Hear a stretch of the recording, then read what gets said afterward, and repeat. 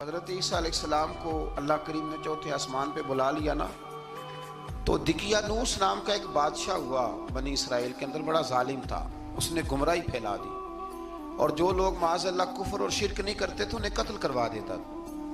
تو 7-8 نوجوان اپنا ایمان بچا کے بھاگے۔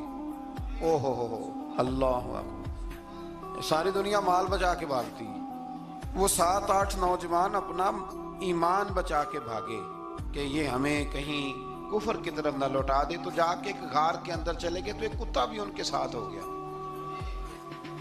انہوں نے کتے کو بڑے روڑے مارے کہ یہ اگر بھونکے گا، آواز نکالے گا تو ہم پکڑے جائیں گے، ہم نے تو چھپنا ہے۔ پر اس کو نہ ولیوں سے پیار ہو گیا تھا۔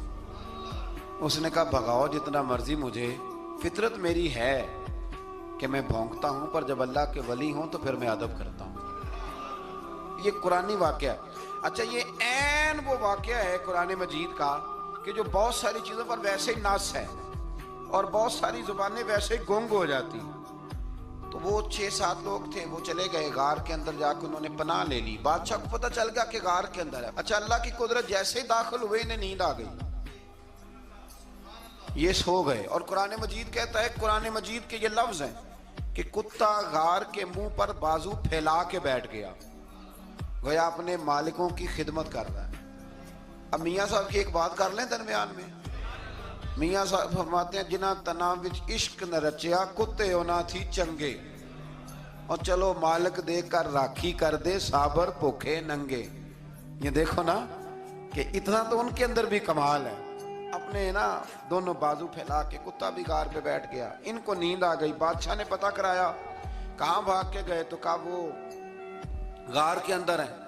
بادشاہ کہنے لگا کہ ان کی سزا یہ ہے کہ ایک دیوار چن دو غار کے منہ میں، غار کو بند کر دو۔ جس بندے کی ڈیوٹی لگائی نا غار چننے کی، بندہ بڑا نیک تھا، اس کو دیوار بنانے کا ذمہ دیا۔ اس نے نا دیوار بھی بنائی اور ایک تختی پہ نا سب کے نام لکھے، اور وہ تختی ایک صندوق میں رکھ کے وہاں بند کر دی، اور اسی طرح کی ایک تختی اس کے نیچے لکھا کہ ایک تختی ان کے ناموں کی نا میں مال خزانہ میں بھی بند کر رہا ہوں۔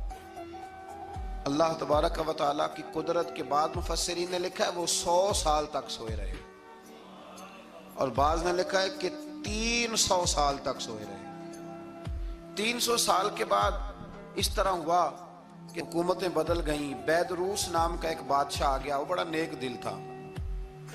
اس نے ہر طرف حضرت عیسیٰ علیہ السلام کی شریعت کا پھر سے نعرہ بلند کیا۔ اب نا کچھ لوگ ایسے تھے جو منکر ہو گئے تھے کہ مرنے کے بعد دوبارہ کیسے اٹھیں گے۔ بادشاہ ایک دن حجرے میں گیا، جا کے دعا مانگی، یا اللہ کوئی ایسی بات دکھا جس سے لوگوں کا ایمان پکا ہو جائے۔ اس طرح کے بادشاہ ہوا کرتے۔